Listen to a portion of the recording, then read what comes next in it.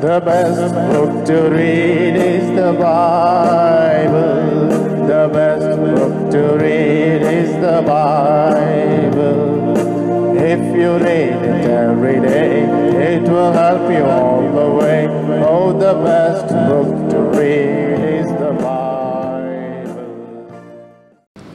If you see John's Gospel, 20th chapter, in the last 2 verses it is written.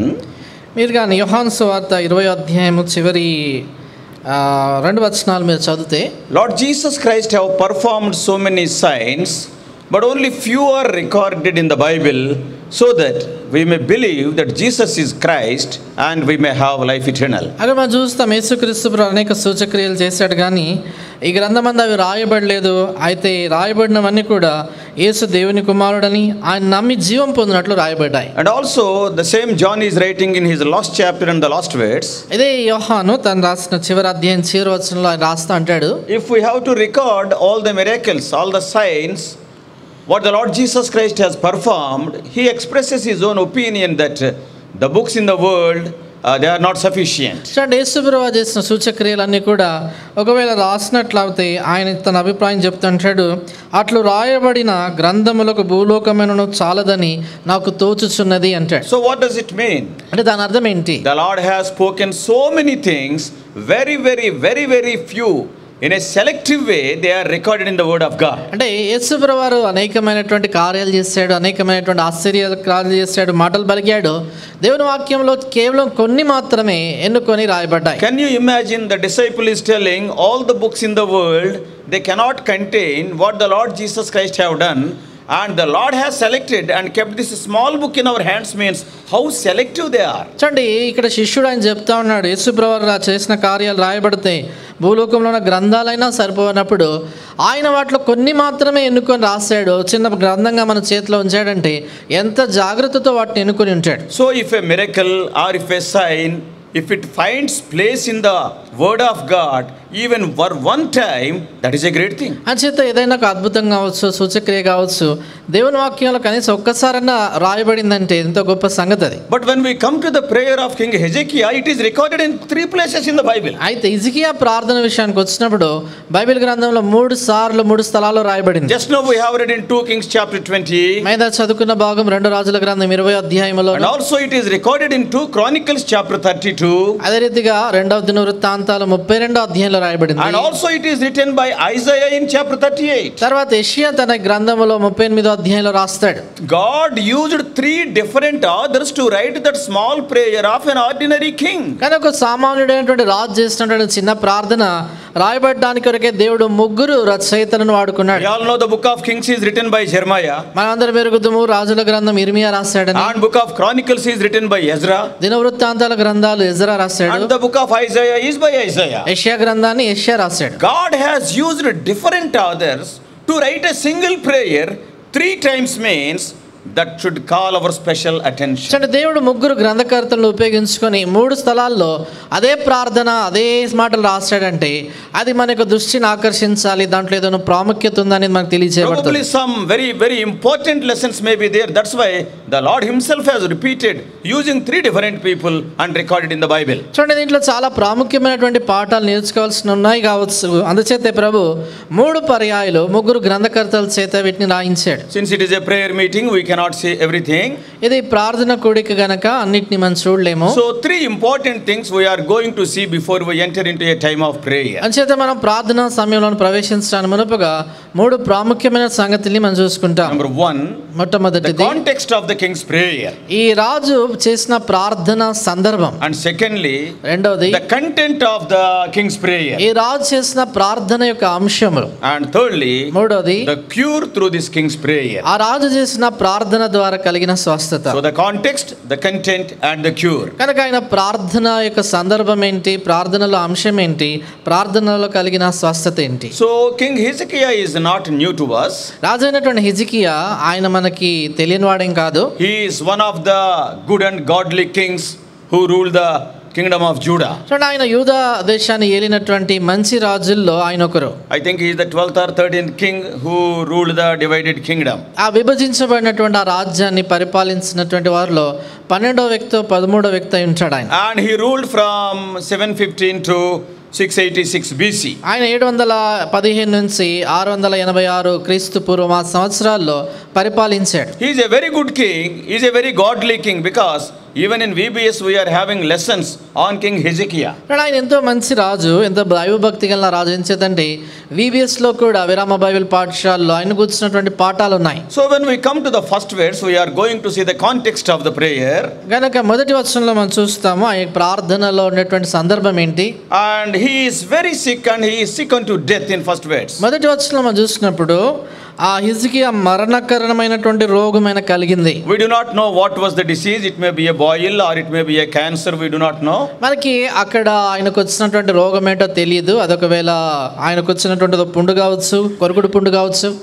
And one thing is written about it. దాని గురించి ఒకటి రాయబడింది. It is a terminal disease. There is no cure. He is sick unto death. కనుక వ్యాధి మరణకరమైనటువంటి వ్యాధి, దానికి ఏమాత్రం స్వస్థత లేదు. So there is no cure for that. దానికి ఏమాత్రం కూడా విరుగుడు లేదు. So because of this disease, he may be suffering from pain and there is no relief for him. ఈ వ్యాధిని బట్టి ఆయన ఎంతో బాధపడతా ఉండవచ్చు. దానికి ఏమాత్రం కూడా ఉపశమనం లేకుండా బాధపడుతున్నాడు. From this we can understand. దీన్ని బట్టి మనకు అర్థమవుతుంది ఏంటంటే, You may be a very good person, very godly person.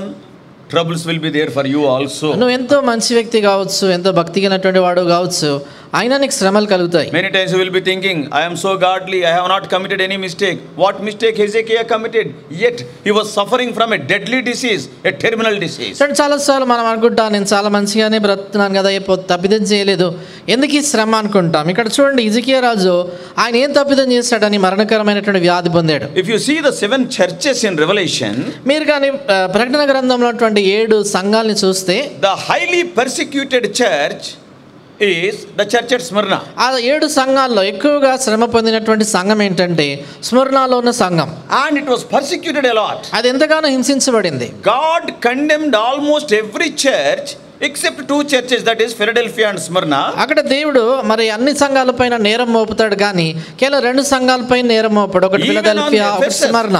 Even on Ephesus, in which the apostles labored, even God has said something against that church at Ephesus. చూడండి, ఎఫెసీ సంఘంలో ఎక్కడైతే అపోస్తలులు సేవ చేశారో ఆ సంఘాన్ని గురించి కూడా కొన్ని నేరాలు మోపుతాడు దేవుడు. But what about Smyrna? అయితే ఈ స్మరణ విషయం ఏంటి? He is not telling even a single fault about that church. ఈ స్మరణ సంఘాన్ని గురించి దేవుడు కనీసము ఒక్క తప్పిదం వాళ్ళపై Mopadu. We can say it is the best church. మనం అనొచ్చు ఇది శ్రేష్టమైన సంఘం. But the best church suffered the worst persecution. Remember that. అయితే జ్ఞాపకం పెట్టుకోండి, శ్రేష్టమైనటువంటి సంఘమే అతి కష్టమైనటువంటి శ్రమ పొందారు. Yes, no other church suffered like the church at Smyrna. చూడండి, స్మరణలో ఉన్నటువంటి ఆ సంఘం కంటే ఎక్కువగా ఏ సంఘం కూడా అలాంటి హింసలు So you పొందలేదు. may be a good person, you are a very godly, very righteous person. That doesn't mean that you are exempted from persecution or troubles. అంచేత నువ్వు ఎంతో మంచి వ్యక్తి కావచ్చు, ఎంతో భక్తి కలిగినటువంటి వాడు కావచ్చు, దాని అంతటి మాత్రాన నీకు శ్రమలు రావు అనేది ఏం కాదు. Now he is suffering from pain and there is no relief. ఇక్కడ ఈయన బాధపడుతున్నాడు, నొప్పితో ఆయాసపడుతున్నాడు, దానికి ఉపశమనం లేదు. And there are so many physicians are there in the palace, in king's palace. ఆ రాజభవనం అనేక మంది వైద్యులు ఉన్నారు. Oh, by seeing the king's pain, they are simply shaking their heads. That's all. What can be done? What can be done for this disease? కనుక రాజు పొందుతున్నటువంటి ఆ బాధ వేదన చూసి వారు తలలు ఊచుతూ వచ్చారు, కానీ ఏం చేయలేకపోయినారు, ఏం చేయగలుగుతాం ఈ వ్యాధికి అని వాళ్ళు అనుకుంటా ఉన్నారు. And see, he is a good king and godly king. చూడండి, ఆయన మంచి రాజు, భక్తి గల రాజు. And he was in his young age. అంతేకాదు తన యవన ప్రాయంలో ఉన్నాడు. Do you know at what age he suffered from this disease? మీకు తెలుసా ఆయన ఈ వ్యాధి నుంచి బాధపడుతున్నాడు వయసు ఎంత అని? And if you see the earlier verses, 18th chapter, first verse, మీరు ముందు వచనాలు కానీ చదివితే 18వ అధ్యాయం మొదటి వచనంలో just a small arithmetic.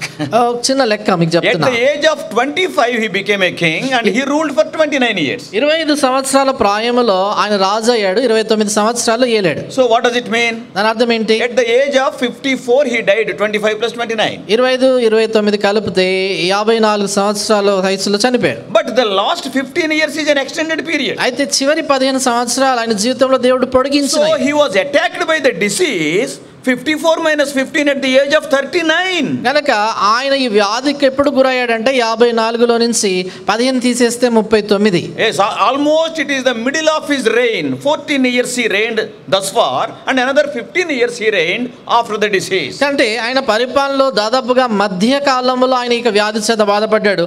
ముందు 14 సంవత్సరాలు, వ్యాధి వచ్చిన తర్వాత 15 సంవత్సరాలు. So Hezekiah was 39 years old when he suffered from the disease. And what a painful thing it is. A good man, a godly man, a young man. చూడండి, హిజ్కియా ఆయన ఎంతో భక్తి గలటువంటి వాడు, మంచి రాజు, అలాంటి నీతి గలటువంటి వ్యక్తి 39 సంవత్సరాల వయసులో ఉన్నప్పుడు ఆ మరణకరమైన వ్యాధి ఆయన కలిగింది. So when he was suffering from that disease, అంచేత ఆయన యొక్క వ్యాధి చేత బాధపడుతున్నప్పుడు suddenly a messenger came and entered his chambers. అన్నట్టుండి One of the servants. ఒక దాసుడు ఉన్నట్టుండి ఆయన యొక్క మరి గదిలోనికి ప్రవేశించి చెప్పాడు. And what he was telling? ఏం చెప్పాడు? Prophet Isaiah is waiting for you. Shall I send him or not inside? యెషయా ప్రవక్త మీ కొరకు ఎదురు చూస్తున్నారు, ఆయన లోపల పంపించమంటారా, మీ కొరకు వచ్చాడు. Then can you imagine what Hezekiah may be thinking? ఒకసారి మీరు ఊహించుకుంటారా ఈ హిజ్కియా ఏమనుకుంటాడు Yes, మనసులో? I am suffering from pain. నేను ఎంతో వేదనలో బాధపడుతున్నా, I am praying. నేను I ప్రార్థిస్తున్నాను, am praying with tears. కన్నీటితో ప్రార్థిస్తున్నాను. And now God sent the prophet. ఇప్పుడు దేవుడు ప్రవక్తను పంపించాడు. Today the pain will be gone. నేడు ఆ వేదన నొప్పి పోతుంది అనుకున్నాడు. Generally, any one of us will think like that. మామూలుగా మళ్ళీ ఏ ఒక్కరమైనా కూడా అలాగే అనుకుంటాం. Oh, when we are praying, when God sent a man of God, and especially a man like Isaiah, what we will think? చూడండి, మామూలుగా మనం ఎంతో బాధపడుతున్న సమయంలో ప్రార్థిస్తున్నప్పుడు దేవుడు ఒక ప్రవక్తను పంపాడు అనుకోండి, అది కూడా యెషయా లాంటి దైవజనుడు పంపిస్తే ఏమనుకుంటాం? Not only that, అంతేకాదు, Hezekiah and Isaiah were good friends. హిజ్కియా ఈ యెషయా మంచి స్నేహితులు వారు. That is a good bond, really. అంటే వాళ్ళ చక్కని బంధం వాళ్ళది. They both went together to pray, isn't it? In the Bible it is written. చూడండి, వారిద్దరు కలిసి ప్రార్థన చేశారు, బైబిల్లో రాయబడింది. In 2 Chronicles chapter 32, రెండో దినవృత్తాంతాలు 32వ అధ్యాయంలో and verse 20. 20వ వచనంలో 2 మనం Chronicles chapter 32 verse 20. రెండో దినవృత్తాంతాలు 32 20వ వచనం. When that Sennacherib came and sent the letter through Rabshakeh.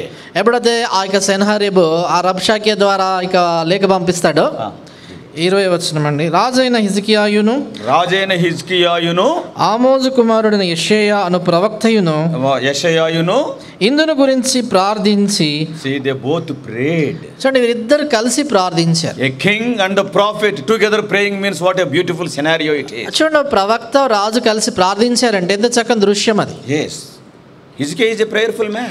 అవును, హిజ్కియా ఎంతో ప్రార్థనా పరుడు. Isaiah is a prayerful man, like David and Nathan we can say. యెషయా కూడా చాలా ప్రార్థనా పరుడు, దావీదు నాతాను లాంటి వాడు. So when the servant came and told Hezekiah, the prophet is waiting for you, Isaiah is standing outside, shall I send inside or not, because you are suffering from pain? చూడండి, ఇప్పుడు And I believe he was filled with joy. చూడండి, ఎప్పుడైతే దాసుడు నువ్వు ఎంతో బాధపడుతున్నావు కదా, వెలుపల ప్రవక్త యెషయా నిలబడ్డాడు, నీ కొరకు వచ్చాడు, నేను పంపించమంటారా అని చెప్పినప్పుడు నేను నమ్ముతున్నాను ఖచ్చితంగా ఎంతో ఆనందించుంటాడు.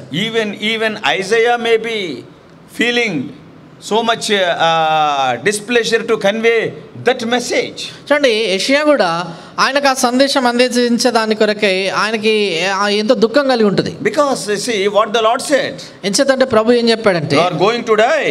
నీవు చనిపోతున్నావు. And set thine house in order, and you will not be alive. Verse 1 last part. 1వ వచనం చివరిలో రాయబడింది, నీవు మరణమవుచున్నావు, బ్రతుకవు గనక నీళ్ళు చక్కబెట్టుకొనుము. So though it was a very difficult message to deliver, ఇది అందించడానికి కొరకు ఎంతో కష్టమైనటువంటి సందేశమైన, and we can say Isaiah delivered that message with a lump in his throat. కనుక చెప్పాలంటే యెషయా ఆ యొక్క సందేశాన్ని అందిస్తున్నప్పుడు తన యొక్క మరి అది చెప్పాలంటే ఎంతో బాగా కష్టంతో చెప్పాడు అది. Actually God was very gracious, remarkably kind towards Hezekiah. నిజానికి దేవుడు ఎంతో కృపగలవాడుగా హిజ్కియా పట్ల ఎంతో గొప్ప దయ చూపించాడు. Many people they will die suddenly. చాలా మంది చూడండి అకస్మాత్తుగా చనిపోతారు, maybe in an accident. బహుశా ప్రమాదంలో. There will not be any time to set right their lives if anything went wrong. ఏదైనా తప్పు జరిగి ఉంటే వారి జీవితాల్లో సరి చేసుకోవడానికి కూడా సమయం దొరకదు. Every one of us will be committing many mistakes. I do not know about you, I am good at it. చూడండి, మీలో చాలా మంది అందరం కూడా తప్పులు చేస్తూ ఉంటాం, చాలా మీ విషయం తెలియదు కానీ నేనైతే చేస్తూనే ఉంటాను. And so without any time given to us, suppose suddenly if we are called to glory, it is of course very difficult. చూడండి, ఏ సమయం మనకి ఇవ్వబడకుండా అకస్మాత్తుగా మహిమలో పిలవబడ్డాం అనుకోండి, చాలా కష్టం అనిపిస్తుంది. Some of the things will be there like that only, which are not set right. చూడండి, కొన్ని సంగతులు సరి చేసుకున్నటువంటివి అలాగే ఉండిపోతాయి. So in the case of Hezekiah, the Lord was remarkably kind. He has given sufficient time to set right everything. అంటే హిజ్కియా జీవితం విషయానికి వచ్చినప్పుడు అన్ని సంగతులు సరి చేసుకోవటానికి కొరకే ఎంతో ఎక్కువ సమయం ఇచ్చాడు ఆయనకి. When we see some of the patients, చూడండి, మనం కొంతమంది ఈ పేషెంట్లు చూసినప్పుడు yes, surely we will feel very sorry for their condition. మనం నిజంగా వాళ్ళకి పరిస్థితి చూసినప్పుడు చాలా బాధపడతాం. But God has given sufficient time for them. అయితే దేవుడు వాళ్ళకి చాలంత సమయం ఇస్తున్నాడు. So here, and you set right your house, God has advised Hezekiah. ఇక్కడ దేవుడు హిజ్కియాకి ఇచ్చినటువంటి ఆలోచన ఏంటంటే, నీ ఇంటిని చక్కపరుచుకును. So this is the context of the king's prayer. కనుక రాజు చేసిన ప్రార్థన సందర్భం అది. So immediately when we go to verse 2, వెంటనే రెండవ వచనానికి మనం వెళ్ళినప్పుడు we can see he started praying, and we are going to see secondly the content of his prayer. ఆయన ప్రార్థన చేయడం మొదలు పెట్టాడు. రెండోది ఆయన ప్రార్థనలో ఒక అంశాన్ని మనం చూస్తాం. After Isaiah left that chamber, ఎప్పుడైతే ఇష్యా తన గదిని విడిచి వెలుపలికి వెళ్ళాడో, immediately Hezekiah asked all his attendants to leave this chamber. He was all alone. వెంటనే తన యొక్క చుట్టూన్నటువంటి పరిచారకులందరినీ వెలుపలికి వెళ్ళమని చెప్పాడు. ఒంటరిగా ఉన్నాడు హిజ్కియా లోపల. And he was very sorrowful because he was very critically ill, and also the message from God came, you are going to die. చూడండి, ఆయన ఎంతో బాధపడుతున్నాడు, ఎంతో వ్యాధి ఘోరంగా ఉంది. అయితే అదే సమయంలో ఈ ప్రవక్త వచ్చేసి నువ్వు చనిపోతావు, ఇడ్డు చక్క పెట్టుకోమని చెప్పాడు కాబట్టి దుఃఖంలో ఉన్నాడు. And in verse 2 and verse 3 we can see the tears begin to flow from his eyes. రెండో వచనం మూడో వచనం చూస్తాం కదా, ఆయనకి కళ్ళలోంచి కన్నీళ్ళు రావటం మొదలుపెట్టాయి. As I already told you, you have to remember that prayer is nothing new to Hezekiah. చూడండి, ఇందాక చెప్పినట్లుగా ప్రార్థన హిజ్కియాకి కొత్తదేం కాదు అది. Earlier when the king of Assyria, Sennacherib, he sent a letter through the messenger Rabshakeh. He went to the house of God and he prayed. He is a prayerful man. చూడండి, అంతకు మునుపు సెన్హెరీబు అంటే ఈ అష్షూరు దేశపు రాజు రబ్షకే అనేటువంటి ఆ యొక్క వ్యక్తి ద్వారా దాడి చేసే దాని కొరకు వర్తమానం పంపించినప్పుడు దేవుని మందిరంలోకి వెళ్ళి యెషయా ప్రార్థిస్తాడు. దానికి ఏం కొత్తది కాదు ప్రార్థన. Many of us will pray only when the need arises. మళ్ళీ అనేకులము ఎప్పుడైతే అవసరత ఏర్పడుతుందో అప్పుడే ప్రార్థిస్తాం. But what about Hezekiah? అయితే హిజ్కియా విషయం He was ఏంటి? not like that. Prayer was a regular activity to Hezekiah, though he was a king. చూడండి, హిజ్కియా విషయానికి వచ్చినప్పుడు అవసరం ఉన్నప్పుడే కాదు, రాజైనా కూడా ప్రార్థన ఆయన జీవితంలో ఒక అభ్యాసం అయిపోయింది. Earlier when the Assyrian king came, it was a national crisis. The nation was under threat. He prayed. చూడండి, అంతకు మునుపుగా అష్షూరు దేశపు రాజు వారి మీద దాడి చేసినప్పుడు జాతీయంగా వారికి వచ్చిన ప్రమాదం అది, దాంట్లో ప్రార్థన చేసాడు, విజయం పొందాడు. Now it is another crisis, but it is not a national crisis. It is a personal crisis. ఇప్పుడు ఆయన జీవితంలో వచ్చినటువంటి కష్టం మరొకటి, ఇది జాతి పరంగా వచ్చింది కాదు కానీ వ్యక్తిగతమైనటువంటి ఇబ్బంది. Yeah, many of us we don't pray consistently. మళ్ళీ అనేకులము స్థిమితంగా ప్రార్థించం. We often pray. We will pray, but without any seriousness, casual prayers. చాలా సార్ మనం ప్రార్థిస్తాం తరచుగా కానీ అంత తీవ్రత ఉండదు, ఏదో మామూలుగా చేస్తుంటాం. Yeah, we won't kneel down till our chips are failed. చూడండి, మన జీవితాల్లో అన్ని ఓడిపోయి అన్ని తప్పిపోయి మార్గాలన్నీ లేవన్నప్పుడు ప్రార్థిస్తాం. But Hezekiah, being a king, he prayed very regularly. అయితే హిజ్కియా చూసినప్పుడు ఆయన రాజు అయినప్పటికీ కూడా ఆయన క్రమముగా ఎడతెగక ప్రార్థించాడు. We all know about Daniel. మనందరికీ తెలుసు దానియేలు At గురించి. the age of plus 90, we read in Daniel 6:10, he knelt down and prayed. చూడండి, ఆయన 90 సంవత్సరాలు పైబడినప్పుడు దానియేలు గ్రంథం 6వ అధ్యాయం 10వ వచనంలో ఆయన మోకాలని ప్రార్థించాడని చదువుతాం. Not only knelt down and prayed, ఆయన మోకాల నుండి ప్రార్థించడమే కాదు, a small phrase is written in 6:10 in the last part. 6వ అధ్యాయము 10వ వచనం చివరి భాగంలో ఒక మాట రాయబడింది, He చిన్న మాట. prayed as aforetime. అక్కడ రాయబడినటువంటి మాట ఏంటంటే 6వ అధ్యాయం 10 చివరిలో ఆయన ఇంతకు మునుపు యథాప్రకారముగా అనుదినము ప్రార్థించాడు. That is not that on that day he has not started praying because some threat is there. అంటే ఆ దినాన్ని ఏదో ఆయనకి ముప్పు వచ్చింది కాబట్టి ప్రార్థించట్లేదు ఆయన. Every day he was praying. యథాప్రకారంగా ప్రతిరోజు He ప్రార్థించాడు. knelt down and prayed at the age of plus 90. 90 సంవత్సరాల వయసు మీద పడినప్పుడు కూడా ఆయన ముఖాన్ని ప్రార్థించాడు. Yeah, the speciality in the lives of Shadrach, Meshach, Abednego and Daniel are their knees never knelt down before any power of this world except the power in heaven. చూడండి దానియేలు షద్రక్ మేషక్ అబేద్నెగో వారి జీవితాలను ప్రత్యేకత ఏంటంటే వారి మోకాళ్ళు ఈ లోకంలో ఉన్నటువంటి ఏ శక్తి ఎదుట మొంగలేదు కానీ కేవలం పరలోకపు దేవుని ఎదుటే ఉంచారు. They are the regular prayer warriors. వారు యథాప్రకారంగా ఎప్పుడు కూడా ప్రార్థనా వీరులుగా ఉండినారు.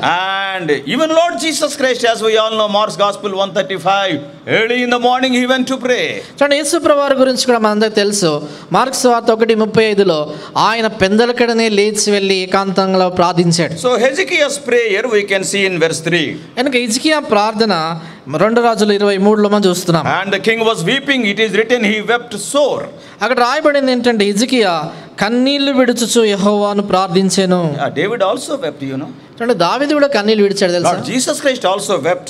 యేసు ప్రభువారు కూడా ఏడ్చాడు. There is nothing wrong in that. కన్నీళ్లు విడవటంలో ఏం తప్పు లేదు. See how Hezekiah prayed. చూడండి హిజ్కియా లాగా ప్రార్థించాడు. And if you three things I want to share with you how he prayed. ఆయన ఎలా ప్రార్థించాడో 3 సంగతులు చెప్పగోరుతున్నాను. Because it is a prayer that was positively answered by the Lord and beyond his expectation. చూడండి ఎందుకంటే ఆయన చేసినటువంటి ప్రార్థన దేవుడు దాన్ని సానుకూలంగా జవాబిచ్చాడు.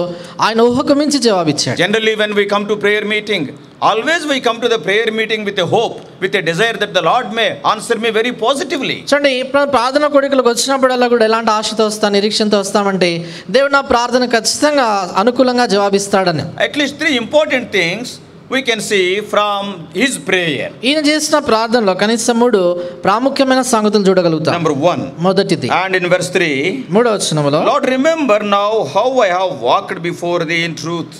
ఆయన అంటాడు, యెహోవా యథార్థ హృదయుడనై సత్యముతో నీ సన్నిధిని నేను ఎట్లు నడుచుకుంటునో జ్ఞాపకం చేసుకొనుము. Number 1 is, మొదటిది he backed up his prayer with his life.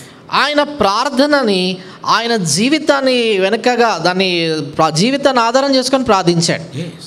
Many of us we will pray like angels. Our life is not like that. Amala అనేక మంది దేవదూతల్లా ప్రార్థిస్తాం కానీ మన జీవితం మాత్రం అలా ఉండదు. Here we pray so nicely. ఇక్కడైతే మనం చాలా బాగా ప్రార్థిస్తాం. See, always our talk must be in proportion to our walk. చూడండి ఎల్లప్పుడు కూడా మన యొక్క మాట్లాడే మాటలు మన యొక్క నడకతో అనుసంధానంగా ఉండాలి. Whatever you are praying here, it must be backed up by your life. You are living as you like and come to the house of God and pray for 5 minutes and go away. God has not answered your prayer means I am telling you God has not heard your prayer. చూడండి నువ్వు ఏదో ఇష్టానుసారంగా లోకంలో బ్రతుకుతూ ఇష్టానుసారంగా నడుచుకుంటూ వచ్చి తర్వాత దేవుని మందిరంలోకి వచ్చి ప్రార్థన 5 నిమిషాలు చేసి దేవుడు ప్రార్థన వినలేదంటే నేను చెప్పేదంటే కనీసం దేవుడు వినడు, ఆలకించడం కాదు, జవాబు ఇవ్వడం కాదు, కనీసం వినడు కూడా. కనీసం నీ ప్రార్థన వినడు. కనీసం నీ ప్రార్థన వినడు దేవుడు. ఎందుకని? Your walk is different, your talk is different. ఎందుకంటే నీ నడక వేరు, నీ యొక్క మాట వేరు. Wonderfully you are praying here. ఇక్కడ వచ్చి అద్భుతంగా ప్రార్థిస్తున్నావు. Your vocabulary is so beautiful. In a poetic language you are praying. నీ ప్రార్థనలో నీ పదజాలము భాష చాలా కవిత్వంతో వాడుతున్నావు. But outside how is your life? అయితే వెలుపల నీ జీవితం ఎలాగుంది? This is what we learn from the life of Hezekiah. హిజ్కియా యొక్క జీవితంలో నుంచి ఇదే నేర్చుకుంటాం. He is not telling to Isaiah, he is telling to the Lord, Lord, you remember how I lived before you. ఆయన యెషయా ప్రవక్తతో చెప్పట్లేదు, ఆయన యెహోవాతో అంటాడు, ప్రభువా నీ సన్నిధిని నేను ఎట్లా నడుచుకుంటున్నానో జ్ఞాపకం చేసుకో. Or some people, we are good at criticism. చూడండి మనం విమర్శించటంలో దిట్టలం. Oh, some people how they comment, you know. చూడండి కొందరు ఎట్లా విమర్శిస్తారు తెలుసా? With what pride he is speaking.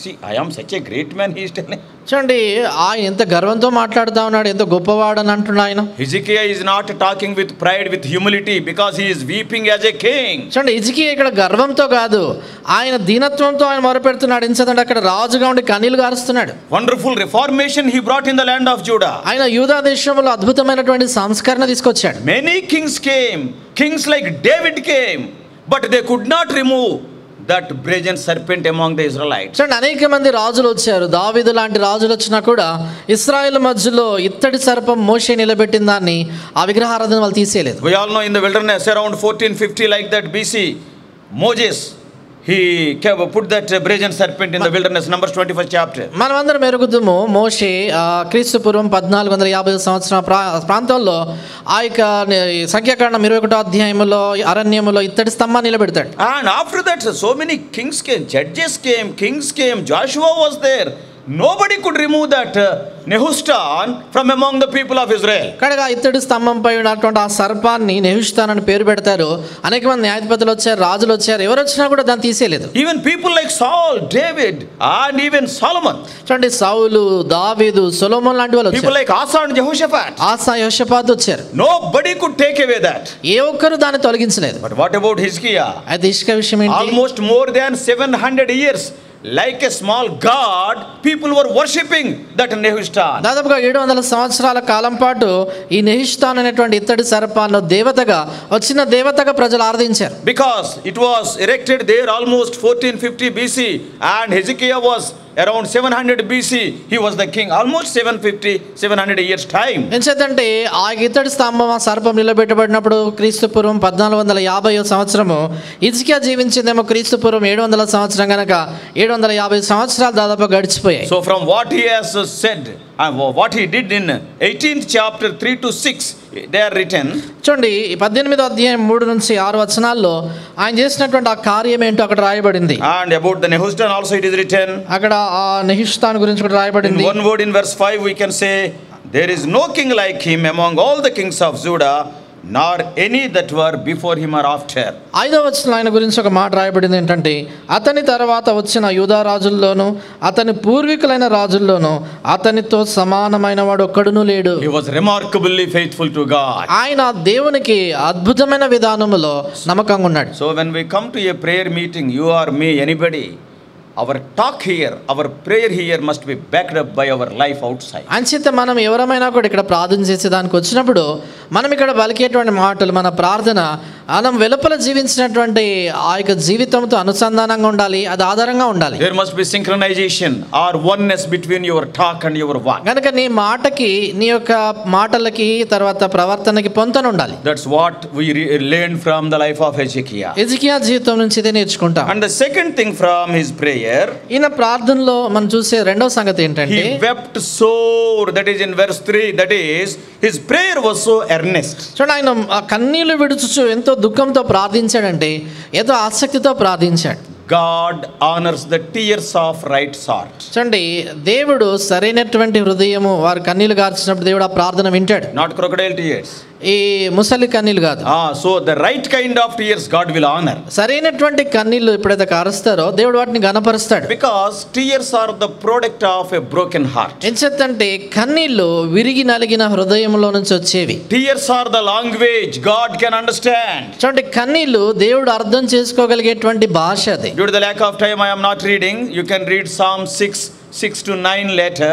ఈ సమయం లేదు కనుక చదవట్లేదు, తర్వాత మీరు చదువుకోవచ్చు. కీర్తన 6 నుండి 9 వచనాలు. Even about the prayer of Lord Jesus Christ in Luke 22:41. తర్వాత లూకాసు సువార్త 22:41 వచనంలో యేసు ప్రభువు చేసిన ప్రార్థన. And also the father of the child who was suffering from the dumb spirit in Mark's Gospel 9:24, he also wept. తర్వాత మార్కు సువార్త 9వ అధ్యాయం 24 వచనంలో ఆ యొక్క మూగది చవిటి దయ్యం పట్టినటువంటి ఆ యొక్క బిడ్డ తండ్రి కూడా ఆయన కన్నీళ్లు విడుస్తూ ప్రార్థిస్తాడు. God don't honor the dull, the dead, and the listless chants or the vain repetitions in our prayer. కనుక మన యొక్క ప్రార్థనలో దేవుడు మనం ఎప్పుడు ఆ అలవాటుగా మాట్లాడేటువంటి ఏ మాత్రం కూడా దాంట్లో ఆసక్తి లేకుండా మామూలుగా పలికే మాటలు ఏమాత్రం కనపరచాడు. In the Sermon on the Mount in Matthew 6:7, the Lord says, don't go for vain repetitions. చూడండి, యేసు ప్రభువు కొండ మీద ప్రసంగంలో మత్తయి సువార్త 6:7 అంటాడు, వ్యర్థమైనటువంటి మాటలు మీరు ఉచ్చరింపకూడదు అంటాడు. What is vain repetition? ఏంటి వ్యర్థమైన మాటలు ఉచ్చరించడం అంటే? A glaring example for vain repetition is the Pharisees' prayer in Luke 18:11. చూడండి, వ్యర్థమైనటువంటి మాటలు అంటే లూకాసు సువార్త 18:11లో ఆ పరిసయ్యుడు తన గురించి తాను పలికినటువంటి మాటలు లాంటివి. So the second thing about Hezekiah's prayer, not only his prayer was backed up by his life, it was a very earnest prayer, wept sore with a broken heart. కనుక ఈ హిజ్కియా జీవితం ప్రార్థన అంశంలో మొదటి సంగతి ఏంటంటే, ఆయన ప్రార్థన వెనుకలో ఆయన జీవితాన్ని ఆధారంగా ఉండింది. రెండవదిగా విరిగినలిగిన హృదయంతో ఆయన ప్రార్థన కన్నీటితో చేశాడు. That's what we have to learn when we come to a prayer meeting. ప్రార్థన కూడికకు వచ్చినప్పుడు మనం అదే నేర్చుకోవాలి. And the third thing what we can see from Hezekiah's prayer is, హిజ్కియా ప్రార్థన ద్వారా మనం చూసేటువంటి మూడో సంగతి ఏంటంటే, he prayed with the right motive. సరైనటువంటి గురి కలిగి ఉద్దేశంతో ప్రార్థించాడు. That is not directly written here. ఇక్కడ ఖచ్చితంగా ఆ మాట రాయబడలేదు. But God has answered that prayer means, when we read the book of James chapter 4 verse 3, చూడండి దేవుడు ఆ ప్రార్థనకు జవాబు ఇచ్చాడు అంటే యాకోబు పత్రిక 4:3 గాని మనం చదివినట్లయితే what James is writing, అక్కడ యాకోబు ఏం రాస్తాడు? you are not getting answers to your prayer because you are very selfish in your prayers. ఆయన ఏమంటారంటే మీ భోగముల నిమిత్తం వినియోగించటకై దురుద్దేశంతో అడుగుదురు గనక మీకేమీ దొరకట్లేదు. So if you ask like that, God will not answer. కనుక మీరు అలాగ అడిగినట్లయితే దేవుడు వాటికి జవాబు ఇవ్వడు. So God answered Hezekiah's prayer means it is a prayer with right motive, we can understand. చూడండి దేవుడు హిజ్కియా యొక్క ప్రార్థనకు జవాబు ఇచ్చాడంటే సరైన ఉద్దేశంతో చేయబడింది అని అర్థం. For what he prayed. దేని కొరకు ప్రార్థించాడు? This is a open question. ఇది మీ అందరికీ వేస్తున్న ప్రశ్న. What he prayed for on that day. అది నాన్న దేని కొరకు ప్రార్థించాడు? What is the main thing? దేని కొరకు ముఖ్యంగా ప్రార్థించాడు? See, from the answer given by the Lord we can understand. దేవుడు ఆయనకి ఇచ్చిన జవాబును బట్టి మనకు అర్థమవుతుంది. I will see that must be our priority. చూడండి ఇది మనకు ప్రాధాన్యతగా ఉండాలి. When Zechariah, the father of John the Baptist, when the angel of the Lord appeared unto him while he was serving the Lord in Luke 1:13. చూడండి లూకాసు వార్త 1:13 బాప్తిస్మిచ్చి యోహాను యొక్క తండ్రి అయినటువంటి జకరియా మందిరంలో పరిచర్య చేస్తున్నప్పుడు దేవుని దూత ఆయనకు ప్రత్యక్షం అవుతాడు. అప్పుడు what the angel said? ఆ దూత ఏమంటాడు? 1:13 of Luke. లూకాసు వార్త 1:13. From that we can understand for what he was praying. దాన్ని బట్టి మనకు అర్థమవుతుంది ఏంటంటే దేని కొరకు ప్రార్థిస్తున్నాడు అని. Now 1:13. అప్పుడు దూత అతనితో జకరియా భయపడకుము, నీ ప్రార్థన వినబడినది, I have heard your prayer. నీ భార్యని ఎలిజబెత్ నీకు కుమారుని కనును. So now you tell me for he was praying for this old man. కనుక చెప్పండి ఈ వృద్ధుడు దేని కొరకు ప్రార్థిస్తున్నాడు? Lord, you give me a son. ప్రభువా నా కుమారుని అనుగ్రహించు. Lord, you give me a son. ప్రభువా నా కుమారుని అనుగ్రహించు. The angel is not like you and me. He will not come in a roundabout way. Directly he told. కనుక చూడండి దేవదూత మనలాగా అంత చుట్టూ తిప్పి చెప్పేవాడు కాదు, నేరుగా చెప్పేస్తాడు. Oh Zechariah, fear not. భయపడకుము, thy prayer is heard. నీ ప్రార్థన వినబడింది. Your wife Elizabeth is going to give birth to a child. నీ భార్య ఎలిజబెత్ నీకు కుమారుని కనును. So from the answer of the angel we can understand for what Zechariah was praying. కనుక ఆ దేవదూత ఇచ్చిన జవాబు ద్వారా ఇక్కడ జకరియా దేవుని కొరకు ప్రార్థిస్తున్న అర్థమవుతుంది. Same thing in the life of Hezekiah. అదే రీతిగా హిజ్కియా జీవితంలో I heard, even I preached also in many places. నేను విన్నాను, చాలా స్థలాల్లో నేను కూడా బోధించా. Today only my eyes were opened when I read it carefully. కనుక ఈ దినాన నేను జాగ్రత్తగా చదివినప్పుడు నా కళ్ళు తెరవబడ్డాయి. I was preaching and many people preached, yes, because he is suffering from the disease, Lord heal me. కనుక నేను కూడా వాక్యంలో చెప్పాను, అనేక మంది చెప్తున్నది విన్నాను. ఆయన వ్యాధి చేత బాధపడుతున్నాడు కాబట్టి ప్రభువా నన్ను స్వస్థపరచమని ప్రార్థించాడని. Or I am not having children, give me children before I die. లేక ప్రభువా నాకు పిల్లలు లేరు గనక నేను చనిపోవడానికి మునుపుగా నాకు కుమారులను అనుగ్రహించండి. Every time many messages, these two reasons people will tell, but both the reasons are wrong. చూడండి ప్రతిసారి కూడా అనేక మంది ఈ ప్రార్థనలో అంశం ఇదే ముఖ్యంగా అని ఈ రెండింటిని గురించి చెప్తారు, కానీ రెండు కూడా సరైనవి కావు. He must have prayed for both of them, no doubt, but not the priority. చూడండి బహుశా రెండింటి గురించి ప్రార్థన చేస్తుంటే అనుమానం లేదు, అయితే అవి ప్రాధాన్యమైన అంశం కాదు. Do you know what was his priority? ఆయన ప్రధానమైన అంశం ఏంటో తెలుసా? From the answer given by the Lord we can understand in verse 6. 6వ వచనంలో ప్రభు ఆయనకి ఇచ్చిన జవాబును బట్టి మనకు అర్థమవుతుంది. I am telling before God and before you, today only I have seen this. దేవుని ఎదుట మీ ఎదుట నేను చెప్తున్నాను ఏంటంటే నేటి దినాన్నే ఈ సంగతి నేను చూడగలిగాను. Verse 6. 6వ వచనం, ఇంకా 15 సంవత్సరముల ఆయుష్షు నీకు ఇచ్చెదను. Okay, I will give you 15 years more. మరియు నా నిమిత్తమును నా సేవకుడైన దావీదు నిమిత్తమును ఈ పట్టణమును నేను కాపాడుచు నిన్నును ఈ పట్టణమును అష్షూరు రాజు చేతిలో పడకుండా నేను విడిపించెదను. For what he is praying, tell me now. ఇప్పుడు చెప్పండి దేని కొరకు ప్రార్థిస్తున్నాడు ఆయన? For what he is praying? దేని కొరకు ప్రార్థిస్తున్నాడు? Already the Assyria, in those days the three major powers were there, that is Assyria, Egypt and Babylon. చూడండి ఆ దినాల్లో 3 శక్తి కలిగినటువంటి ప్రపంచ రాజ్యాలు ఉన్నాయి. ఒకటి అష్షూరు, ఒకటి ఐగుప్తు, తర్వాత బబులోను. And already the Assyrian king has come against the people of Judah. అప్పటికే అష్షూరు దేశపు రాజు యూదా దేశంపై దాడి చేశాడు. He is a very powerful king. ఆయన ఎంతో శక్తిగల రాజు. God has intervened and 1,85,000 soldiers God has killed. చూడండి అక్కడ దేవుడు జోక్యం చేసుకొని 1,85,000 మంది శత్రు సైన్యాన్ని చంపుతాడు. And he was very angry, Sennacherib, on the land of Judah. ఈ సన్హెరీబు యూదా దేశంపై ఎంతో ఉగ్రుడై ఉన్నాడు. There was a fear in the heart of Hezekiah. హిజ్కియా హృదయంలో భయం ఉంది. Once again he may come. మరొకసారి ఆయన రావచ్చు. And the people of God, they are going to be in trouble. దేవుని ప్రజలు వారు బాధలో వారు కష్టంలో పడవచ్చు. Because he is a powerful king. ఎందుకంటే ఆయన శక్తి They గలటువంటి may go Raju. into exile. వారు చెరలోనికి వెళ్ళిపోవచ్చు. He is more bothered more than his health, more than his son, and he is bothered about the people of God. చూడండి, ఆయన తన ఆరోగ్యం కంటే ఎక్కువగా, తన కుమారుడి కంటే ఎక్కువగా ఆ దేవుని ప్రజల యొక్క క్షేమము, ఆ పట్టణం క్షేమం గురించి ఆలోచించాడు. What the Lord was telling? ప్రభు ఏం చెప్పాడు? Oh Ezekiel, I will extend another 15 years. హిజ్కియా, నీ జీవితంలో మరొక 15 సంవత్సరాలు నేను The పొడిగిస్తాను. very next sentence in English, I will deliver thee and this city out of the hand of the king of Assyria. That is, he is praying, Lord, deliver this land from the hands of Assyria. తర్వాత మాటల్లో మనం చూస్తాం ఏంటంటే, నిన్ను ఈ పట్టణం అష్షూరు రాజు చేతిలో పడకుండా నేను విడిపించదనంటే ఆయన ప్రార్థన చేశాడు, ప్రభా ఈ దేశాన్ని అష్షూరు రాజులో పడకుండా కాపాడండి అని. I want to put in this fashion. నేను ఈ విధానం చెప్పగోరుతున్నాను. On that day there are 3 problems before Ezekiel. ఆ దినాన హిజ్కియా ఎదుట 3 సమస్యలు ఉన్నాయి. One is personal problem, that is because of his own health. ఒకటి ఆయన సొంత ఆరోగ్యాన్ని బట్టి వ్యక్తిగతమైనటువంటి సమస్య, మొట్టమొదటి సంగతి Personal problem is there. వ్యక్తిగతమైన సమస్య And ఉంది. secondly, రెండోది the family problem is there because son is not there. ఆయనకి కుమారుడు లేడు గనక కుటుంబ సమస్య ఉంది. Because Manasseh was born, we all know, in the extended period of 15 years. Because when Manasseh became king, he is only 12 years old. ఎంచేతన మనమందరం ఎరుగుదుము, మనష్య ఆయన కుమారుడు జన్మించాడు ఎప్పుడంటే హిజ్కియా ఆయుష్ని దేవుడు పొడిగించిన ఆ కాలంలో. ఎంచేతంటే మనిషి రాజైనప్పుడు 12 సంవత్సరాల వయసు So అయింది. there is a family problem. There is no offspring. There is no son to continue the kingdom. చూడండి, ఇక్కడ కుటుంబ సమస్య ఉంది. రాజ్యాన్ని ఏలడానికి కొరకే సంతానము లేదు ఆయనకి. And the third is a national problem because of the people of God as a whole. మూడోదిగా జాతి పరంగా ఉన్న సమస్య, దేవుని ప్రజలందరికీ కూడినటువంటి ఆ సమస్య. The lives of the people of Judah, they are in danger because of the king of Assyria. అష్షూరు రాజు యొక్క వాదన బట్టి ఇది యూదా దేశంలో ఉన్న ప్రజలందరూ కూడా అపాయంలో ఉన్నారు. Every one of us, we think that he prayed for a son, he prayed for his health, but he prayed for the people of God. మళ్ళీ ప్రతి ఒక్కరు కూడా ఏమనుకుంటామంటే, ఆయన తన యొక్క కుమారుడు కలగాలని ప్రార్థించాడు, ఆరోగ్యం కొరకు ప్రార్థించాడు అనుకుంటాం, కానీ ప్రాముఖ్యంగా ఆయన దేవుని ప్రజల కొరకు ప్రార్థించాడు. That was the first point. అది మొదటి అంశం. Maybe second and third points may be there as these 2 things, family problem and personal problem. బహుశా ఈ యొక్క 2-3 అంశాల్లో కుటుంబ సమస్య, వ్యక్తిగతమైన సమస్య ఉండొచ్చు. Many times we alter or we reverse the priority. చాలా సార్లు మనం ఏం చేస్తారంటే ప్రాధాన్యతలన్నింటినీ తారుమారు చేస్తాం. We will be praying for only our personal things. మనం ఏం చేస్తామంటే మన వ్యక్తిగతమైన వాటి కొరకే ప్రార్థిస్తాం. Then family. తర్వాత కుటుంబం. అప్పటికి క్లుప్తంగా చేయండి అనేటువంటిది వస్తుంది. We will stop there. అప్పటికి క్లుప్తంగా చేయండి అనే మాట వచ్చినప్పుడు అప్పుడు ఆపేస్తాం.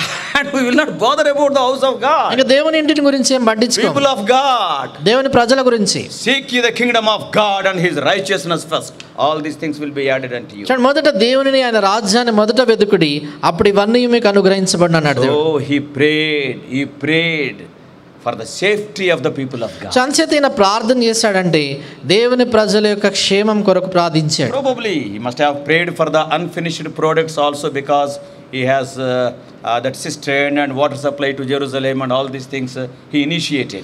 తర్వాత ఆయన ఆరంభించినటువంటి ఆ కట్టడాలు, లేకపోతే ఆయన ఆరంభించినటువంటిది ఆ లోపల నుంచి నీళ్లు తీసుకురావడానికి కొరకైన కాలువ అంతా మధ్యలో ఆగిపోతుందేమనే భయం. Yes, when your prayer is like that, మీరు చేసినటువంటి ప్రార్థన అలాగుంటే, we have seen 3 things in the prayer of Hezekiah. హిజ్కియా ప్రార్థనలో 3 సంగతులు చూసాం. One is his prayer is backed up, his talk is backed up by his walk, his life. చూడండి, మొదటిది ఏంటంటే ఆయన ప్రార్థన ఆయన జీవిత సాక్ష్యాన్ని ఆధారం చేసుకొని చేయబడింది. Secondly, with a broken heart, very earnestly he prayed. రెండోదిగా విరిగిన హృదయంతో ఆసక్తితో ప్రార్థించాడు. And thirdly, he prayed with the right motive, giving priority to the right things. మూడోదిగా సరైనటువంటి ఉద్దేశం చేత సరైనటువంటి వాటికి ప్రాధాన్యత ఇచ్చి ప్రార్థించాడు. No selfishness. ఏ స్వార్థం లేదు. Hey, just now we have said you are going to die.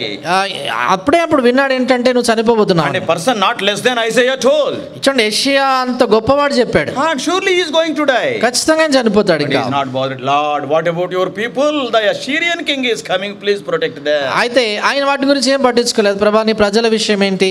అష్షూరు రాజు వస్తాడు, అతని నుంచి కాపాడండి. Let us pray with the right motive. అంచేతే సరైనటువంటి ఉద్దేశంతో ప్రార్థిస్తాం. And the third and final thing, in 2 minutes I am going to close. 2 నిమిషాల్లో మూడో సంగతి చివరిది The చెప్తాను. first one, we have seen the context of his prayer, and secondly we have seen the content of his prayer. మొట్టమొదటి మనం చూసాం ఏంటంటే ఆయన ప్రార్థన చేసిన దాని యొక్క సందర్భం ఏంటి, రెండవది ఆయన ప్రార్థనలో అంశాలు ఏంటని చూసాం. And the third one is the cure through king's prayer. మూడవదిగా రాజు చేసిన ప్రార్థన వలన కలిగిన స్వస్థత. Yes, not only God has given a promise to protect them from the king of Assyria, అష్షూరు రాజు నుంచి కాపాడుతాను అనేటువంటి వాగ్దానం ఆయనకి ఇవ్వడమే కాదు, he healed that king.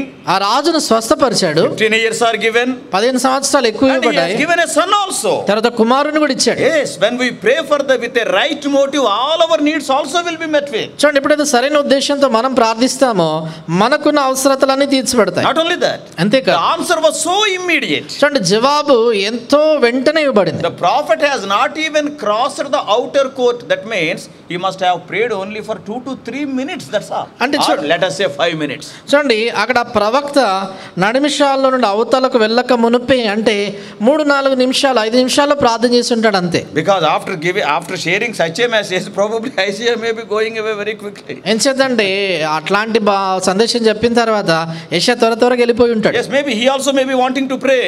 బహుశా ఆయన కూడా వెళ్ళి ప్రార్థించాలని కూడా So he ఉంటాడు. has not crossed even the outer court. కనుక ఆయన కనీసం వెలుపల ఉన్న ఆవరణం దాటి Oh, the వెళ్ళలేదు. Lord is so eager to answer the prayer of such a upright hearted king. అలాంటి యథార్థ హృదయుడైనటువంటి రాజు ప్రార్థనకు జవాబు ఇవ్వడానికి దేవుడు ఎంతో ఆశ కలిగి ఉన్నాడు. Immediate answer. వెంటనే జవాబు ఇచ్చాడు. While he was praying, the answer came. ఆయన ప్రార్థిస్తుండగా జవాబు వచ్చింది. There are so many instances in the Bible. While the church was praying, Peter came and knocked the door. Acts 12 chapter. చూడండి, ఇలాంటి సందర్భాలు లేక ఉదాహరణలు బైబిల్లో చాలా ఉన్నాయి. పేతురు కొరకు సంఘం ప్రార్థిస్తున్నప్పుడు అపొస్తలుల కార్యం 12వ అధ్యాయంలో పేతురు లోపలికి వచ్చాడు. Yeah, before they said amen, yes, the answer was there. వారు ఆమెన్ అనడానికి మునుపుగానే ఆ జవాబు వచ్చేసింది. Sometimes కొన్నిసార్లు God is so eager. దేవుడే ఎంతో ఆశ కలిగి ఉంటాడు. Before we say amen, he will say amen. మనం ఆమెన్ అనడానికి మునుపుగానే దేవుడు amen అనేస్తాడు. Immediately the answer will come. వెంటనే జవాబు The వచ్చేస్తుంది. angels are ready. దూతలు సిద్ధంగా ఉంటారు. Yes, when Elijah was facing those 450 prophets, while he was praying, the answer came. చూడండి, ఏలియా ఆ 450 మంది బయలు ప్రవక్తలు వ్యతిరేకంగా ప్రార్థన చేస్తున్నప్పుడు ఆయన ప్రార్థించుచుండగానే జవాబు వచ్చేసింది. When the servant of Abraham was going to search the future bride of Isaac, on the way, the answer came. చూడండి, ఈ యొక్క అబ్రహాము దాసుడు తన యొక్క యజమానుడి యొక్క కుమారుని కొరకై పెళ్లి కుమార్తె కొరకు వెళ్ళినప్పుడు మార్గములో ఆయన అనుకుంటుండగానే జవాబు వచ్చింది. So, brothers and sisters, అంచేతే సోదరి even సోదరులారా, Hezekiah was also cured. God answered his prayer and met his personal, family, national needs also. హిజ్కియా కూడా అలాగ ప్రార్థన చేస్తున్నప్పుడు దేవుడు ఆయన అవసరాలు ఇచ్చాడు. ఆయన స్వస్థపరిచాడు. వ్యక్తిగతమైన, కుటుంబపరమైన, జాతీయపరమైనటువంటి అవసరాలు తీర్చాడు. Of course, every time God may not heal according to his own will, and sometimes we will not be healed like Apostle Paul, but he will say, my strength is sufficient in your weakness. చూడండి, ప్రతిసారి కూడా దేవుడు స్వస్థపరచకపోవచ్చు. అపోస్తలులైన పౌలు లాగా ఆయన గురించి చెప్పినట్లుగా దేవుడు మన గురించి చెప్పవచ్చు, మీ బలహీనతలందు నా శక్తి పరిపూర్ణమగుచున్నదని. Sometimes young people like Stephen may be killed, old people like Peter may be alive. We do not know. కొన్ని పర్యాయాలు యవనస్తులైనటువంటి స్టెఫెన్ లాంటి వాళ్ళు చంపబడతారు. వృద్ధులైనటువంటి మరి పేతురు లాంటి వాళ్ళు బ్రతికుంటారు. మనకు తెలియదు. That is as per God's will. అది దేవుని చిత్తం. But our duty is to pray. అయితే మన బాధ్యత ప్రార్థించటం. As per his sovereign will, he will answer, but our duty is to pray. ఆయన సార్వభౌమ చిత్తానుసారంగా ఆయన జవాబిస్తాడు. మన బాధ్యత ఏంటంటే ప్రార్థించటం. In the case of Hezekiah, very positive answer. హిజ్కియా విషయానికి వచ్చినప్పుడు ఆ అనుకూలమైన విధానంలో దేవుడు So జవాబిచ్చాడు. keeping these few thoughts in our mind, we will enter into a time of prayer. ఈ కొన్ని తలంపులు మన మనసులో కలిగినటువంటి వారమై ప్రార్థనలోనికి ప్రవేశిస్తామండి. God bless you all. Please subscribe for more spiritual messages on YouTube channel John Victor Hebron.